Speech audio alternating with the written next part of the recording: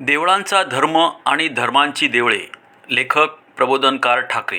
देवस्थानाचे दागदागिने वार्षिक उत्सवाला मात्र देवळात दिसतात. तेवढा दिवस पार पडला की मग साऱ्या वर्षभर त्या पट्टराण्या घट्टराण्यांच्या अंगावर पॉलिश होत असतात. कित्येक देवळांचा तर असा लौकिक आहे की देवाला भक्तांनी वाहिलेला मोगऱ्याचा हार अर्ध्या तासाच्या आत गमनाजी जमनाजीच्या बुचड्यात गजऱ्याच्या रूपाने अवतरतो. मारुतीच्या बेमटात टिळकांची मूर्ती दिसण्या इतका किंवा दत्ताला बेफाम घाम फुटण्या इतकाच हा लोकोत्तर चमत्कार.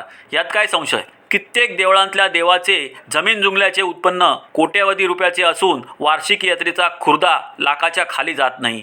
या मलिद्यावर किती लक्ष भटांची ऐदी पोटे रांजणासारखी फुगत असतात आणि त्यांच्या आपापसातील यादवीमुळे कज्जे दलालीचा कसा धुडगूस चालत असतो याची कमिशनद्वारा चौकशी केली तर भयंकर विलक्षण प्रकार उघडकीस येतील. फौजदारी गुन्ह्याची गेली 50 वर्षाची रेखाडे तपासली तर लक्षावधी सामाजिक व नैतिक अत्याचारांच्या जन्मभूमीचा व कर्मभूमीचा मान आमच्या हिंदूच्या देवळाच्याच माथी मारावा लागेल. सारांश.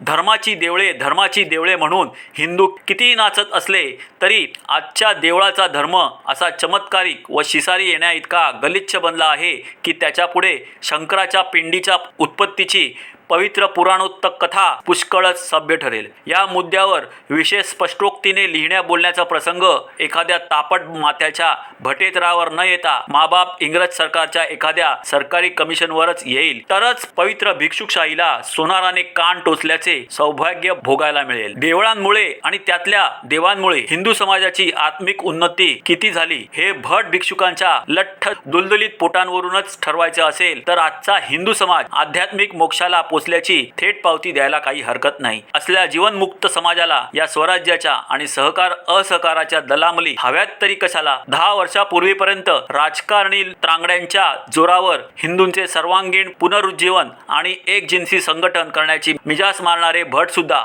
आज सामाजिक सुधारणेच्या तुणतुण्यावर आपल्या भिक्षुकी अकलेच्या छकड्या गाऊ लागली आहेत. देवदेवळांनी थेट परमहंस स्थितीला नेऊन भिडवलेल्या हिंदूजनांना हे राजकारणी आणि समाजकारणी नसते उपद्व्याप हवेत कशाला. पण ज्या अर्थी हे उपद्व्याप चालू आहेत त्या अर्थी धर्म, नीती, न्याय आणि सामाजिक संघटनाच्या कामी हिंदूंची देवळे आणि त्यातले देव म्हणून पूजलेले दगड धोंडे अखेर मातीमोल ठरल्याचेच सिद्ध होत आहे. सोमनाथाच्या टाळक्यावर महम्मद गझनीचा लत्ता प्रहार पडल्या दिवसापासूनचा हिंदू देवळांचा इतिहास पाहिला तर गंजड गोसावळे, ऐदी भिकारी, उन्हाट टप्पू गुंड आणि पोटभरू भट यांची चंगळ उडवण्यापलीकडे या देवळांनी हिंदू धर्म, हिंदू समाज आणि न्यायनीती यांच्या प्रगतीला सपशेल कुंटवण्याच्या कुंटणपणापेक्षा विशेष काहीही केलेले नाही हेच दिसून येते.